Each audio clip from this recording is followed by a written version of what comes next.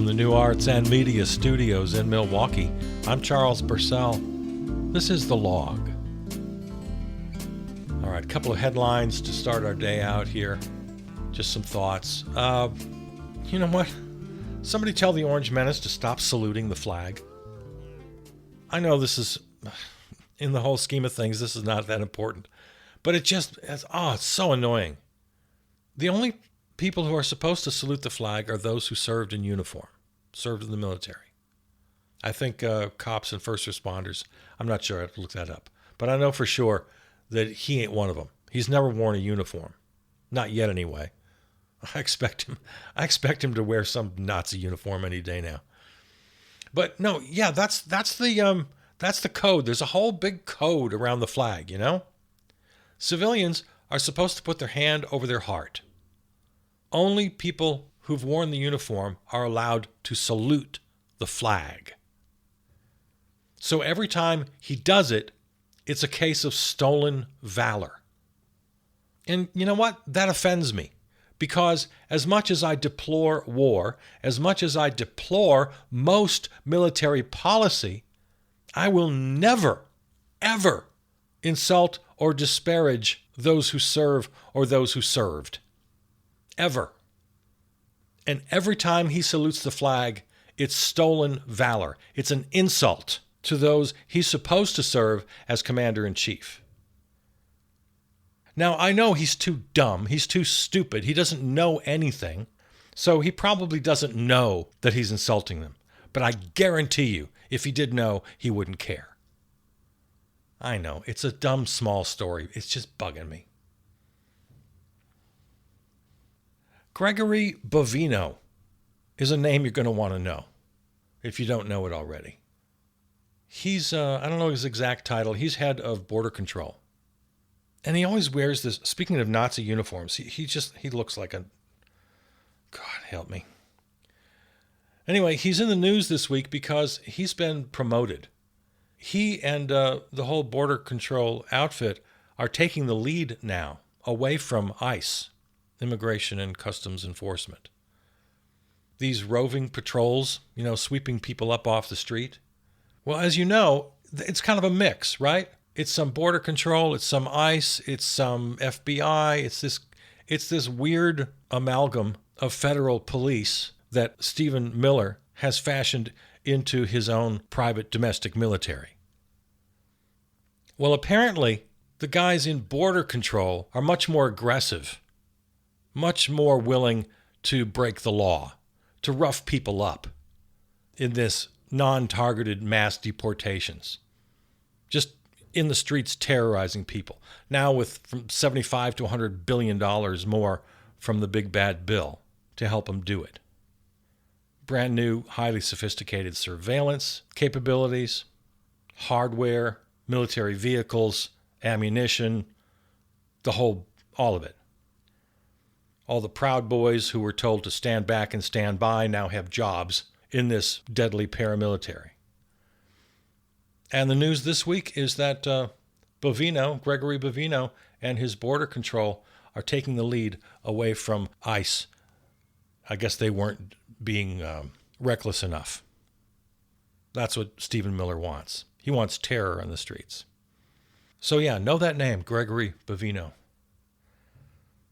Those of you who know history, you know the names Himmler, Goebbels, Hermann Goering, Albert Speer, Hess, Eichmann, etc.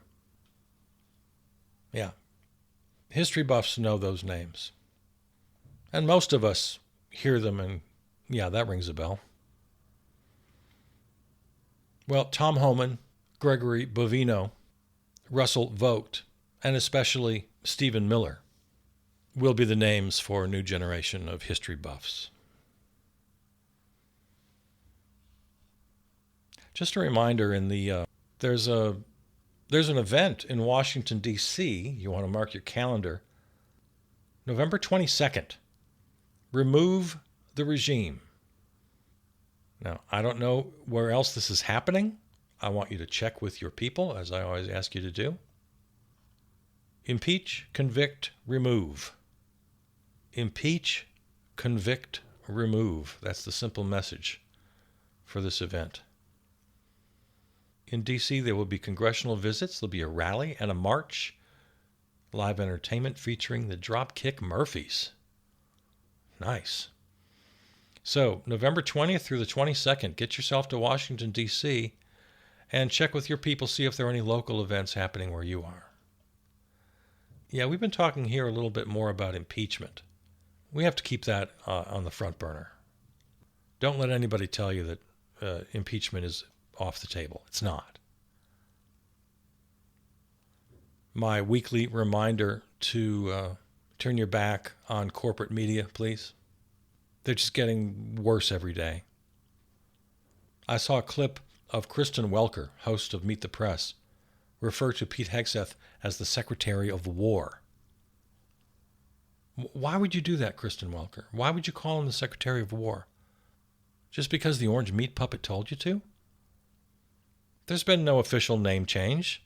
Congress didn't do anything. They just announced it and put it on the stationery. How does that determine what you say? You're supposed to tell the truth, Kristen Welker. Again, I know this is small, but we just can't have crap like this. The entire White House press corps is just lost now. It's 90% North Korea now. The best we can hope for. The milquetoast Caitlin Collins of CNN or the embarrassing Jonathan Karl of ABC. Yeah, it's over. As far as the press goes at the White House, it's just over. He looked him right in the eye last week and said, "No, we don't need approval from Congress to destroy the boats off the coast of South America. No, we'll just kill them, like dead." That's a quote. And some reporter needed to stand up and say, "Under what authority do you have? Could you can just kill people now?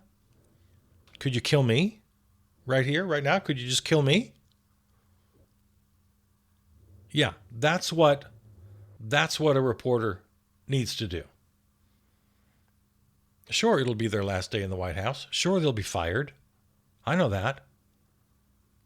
Doesn't anybody have any courage around here? Have a column and a podcast on Substack. You'll do fine. You'll be famous. Somebody stand up to the guy. Jesus. You may have seen the headline this week. Amazon planning another 14,000 job cuts. This 14,000 from the corporate suites. It was just a week or two ago, they announced more than 500,000 jobs will be replaced by robots. So AI is taking over the white-collar jobs at Amazon, and robots are taking the blue-collar jobs at Amazon, the single largest private sector employer in the country. And we'll have to devote more time to this in the future, but I'm all for it. Do you really want to work in an Amazon warehouse? Or be a desk jockey, a computer geek in a 2-acre maze of cubbies for Amazon? Jesus. I can't think of anything more dehumanizing than that. If AI and robots can take most of our jobs without putting the final bullet into the heart of the environment, which is still in question here. Yeah, the use of energy, the use of water in these huge AI data centers. Well, if it's possible, put that aside for a second. Let's imagine a world where AI and robots do take our jobs. I'm all for it. Let humans be humans again. We shouldn't work at a job that a robot can do better. Why would we? We should do the things that humans do. We should teach each other. We should provide health care, child care, elder care, the care culture. Let's care for each other. Let's grow food. Let's put our hands in the dirt. Let's prepare our food. Let's build things. Imagine the satisfaction of building a piece of furniture, of building a house, even though robots can do it better. Who cares? Imagine the status that a human handcrafted rocking chair would have in that world. Yeah, let's make things. Let's make art. Let's make music. Let's do science. And best of all, we can get rid of the stupid 40-hour work week. Once upon a time, not that long ago, in my lifetime, one 40-hour-a-week job could support an entire family. Why not one 10-hour-a-week job supporting a whole family? Why not a universal basic income? Why not abolish money altogether? This hand-wringing and crying about people not having jobs is so stupid. It's great. Yeah, under our current system of wage slavery, we have to have jobs. If we change the system, we wouldn't need jobs. We'd take care of each other. We'd take care of the planet. We'd be humans again. We'd be part of nature again. Yeah, bring it on. Well, okay, let's take a step back. I need to say something. You know, every once in a while, I feel like we need a reset around here. Let's just remind ourselves who we are and what we're fighting for.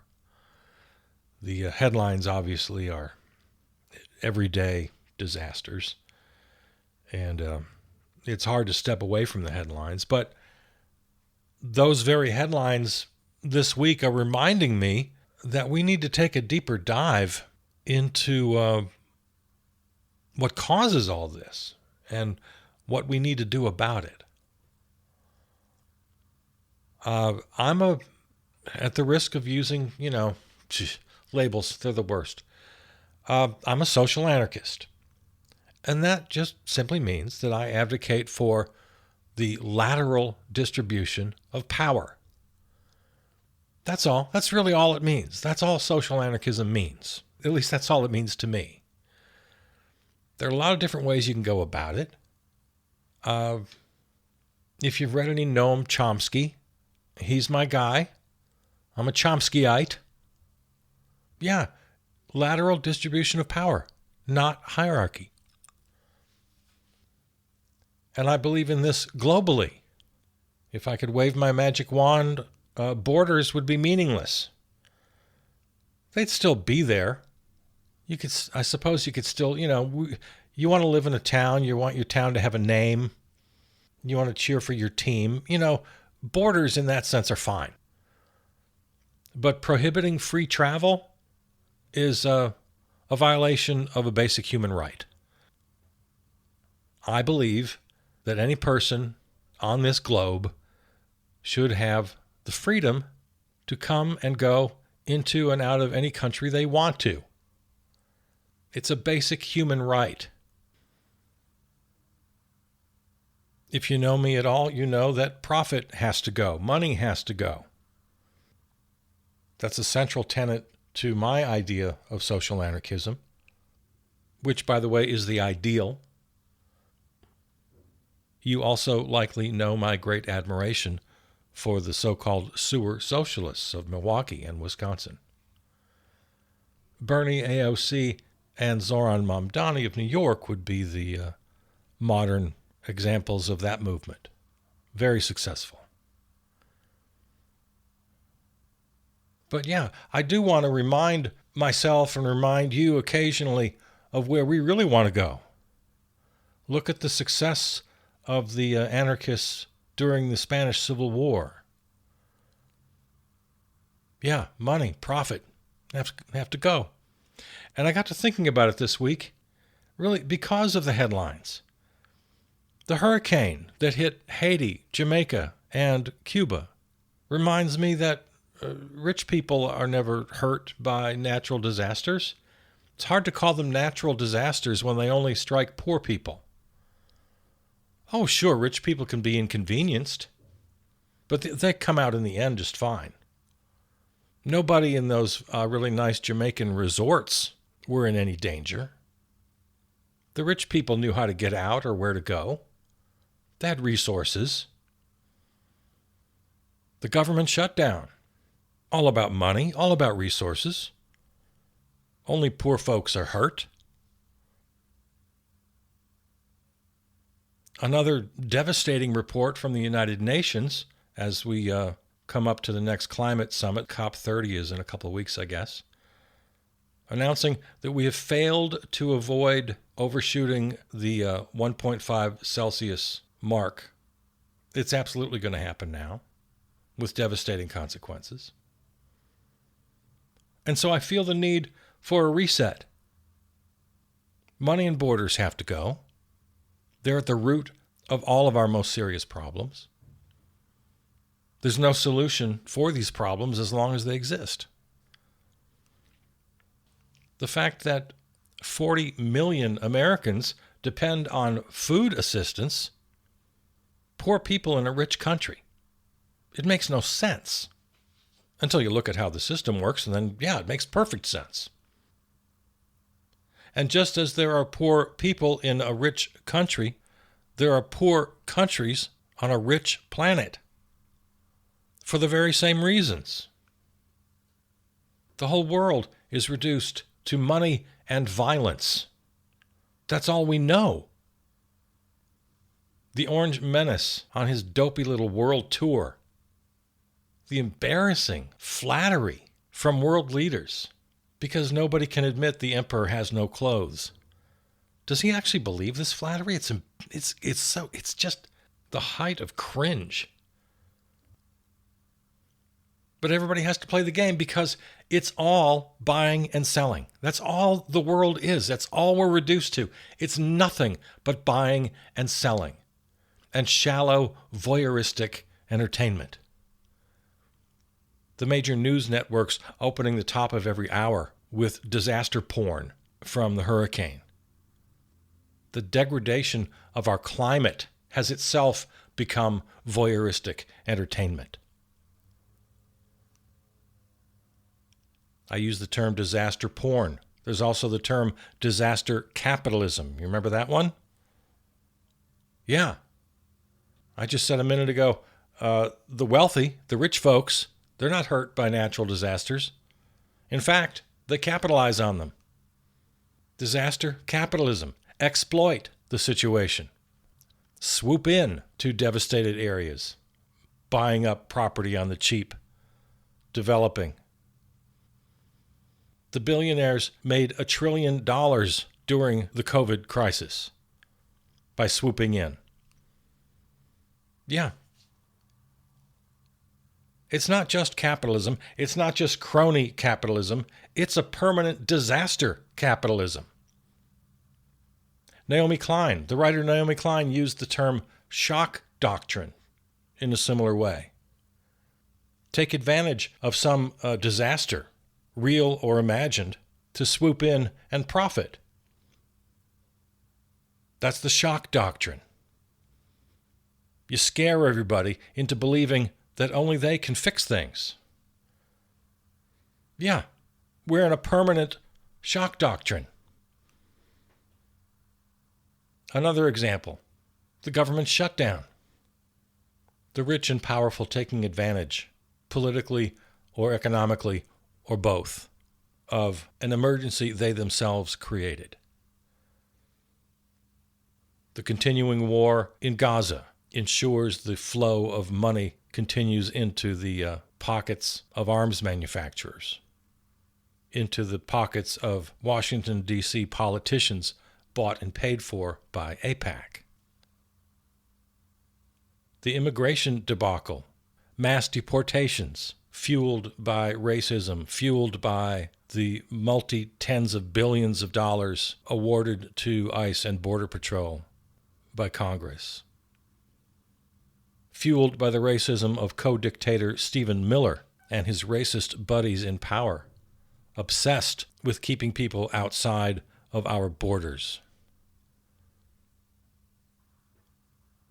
The ridiculous, absurd tariff saga that has world financial markets on edge.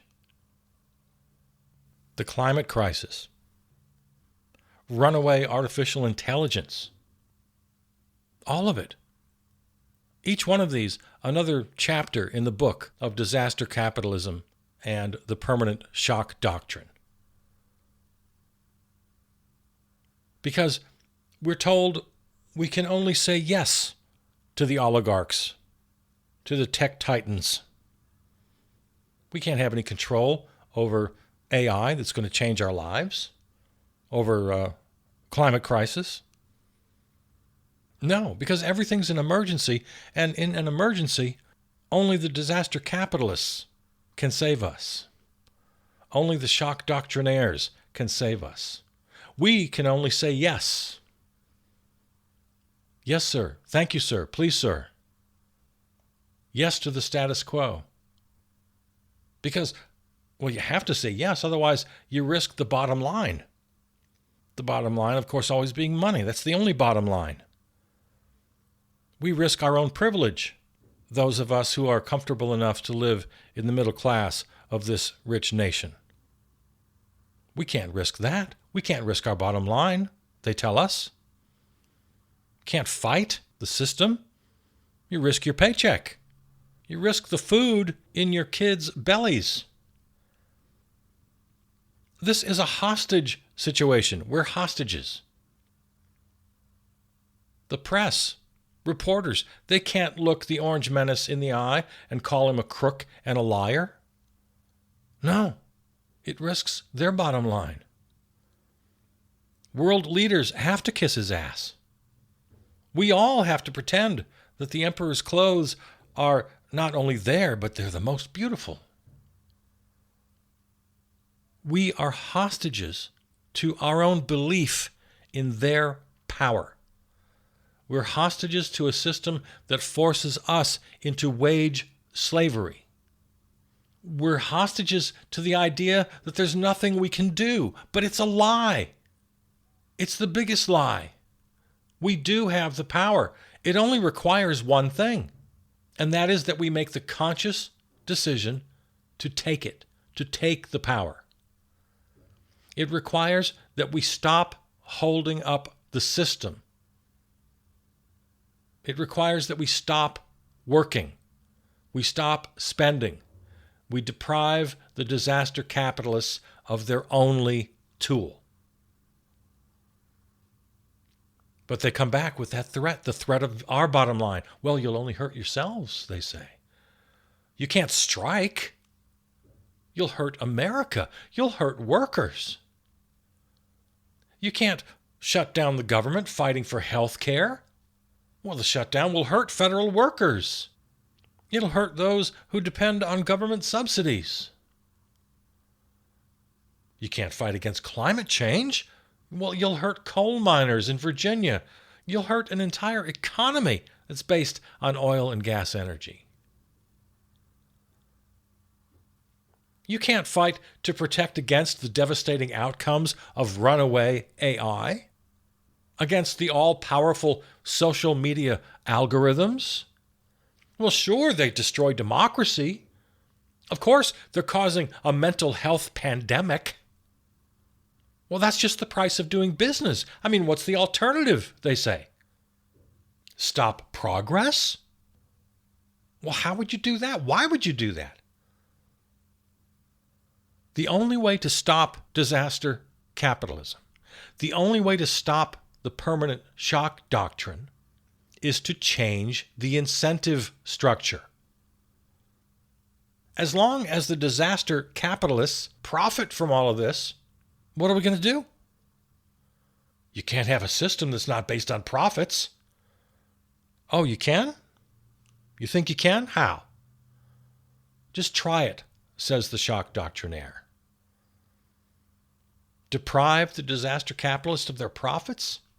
Again, that only hurts workers. You wouldn't want to do that. It hurts those who depend on government subsidies. It hurts you and your family. Because we will hurt you. We will kill you and your family if you attempt to take away our profits. You are our hostages. You have no power. You have no choice.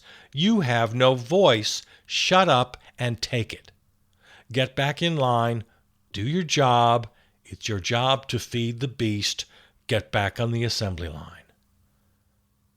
That's what they're telling you. That's what everyone is telling you. I'm sorry to say it, but even your favorite celebrity liberal talking heads, because even they refuse to seriously advocate for a nationwide general strike, for mass, permanent economic boycott. Either they're afraid of the disaster capitalists and the shock doctrinaires, or they're in league with the disaster capitalists and the shock doctrinaires. Either way, it puts them on the same side as the disaster capitalists and the shock doctrinaires. Well, you can't strike. You can't boycott. You'll hurt the economy. You can't fight for health care. You'll shut down the government and hurt federal workers. You'll hurt poor people who depend on government assistance. It's a powerful argument. It's a winning argument. It's certainly winning so far. And it'll continue to win until we decide together that we won't be hostages to it anymore. The Democrats won't save us. The courts won't save us. The corporations, the politicians, the media won't save us. The tech billionaires certainly won't save us. They are all the disaster capitalists. They are the shock doctrinaires. But we can save us by walking off their assembly line. Black out the system. Stop working for them. Stop buying their crap. Shut it all down.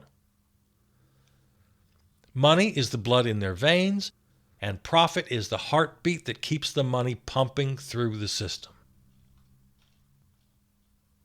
They tell us that we need them. That's the lie. They tell us that we cannot survive without that beating heart of profit. That's the biggest lie of all. Stop believing the lie.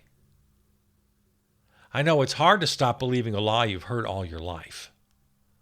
It's not easy to reject a lie that's supported by virtually everyone around you.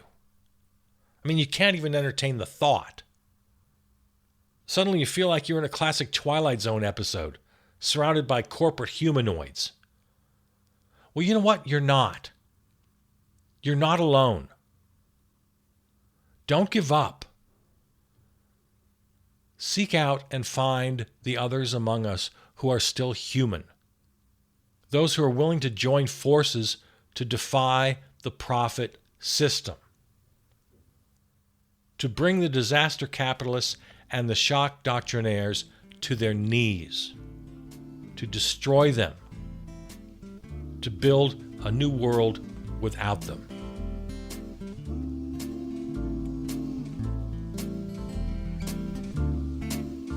This and all other episodes can be found on your favorite podcast platform or at the website charlespurcell.com. Follow on Blue Sky and Substack. Thanks to our flagship terrestrial station, River West Radio in Milwaukee. Peter Donalds wrote and performed our theme music. All right, I love you. See you out there.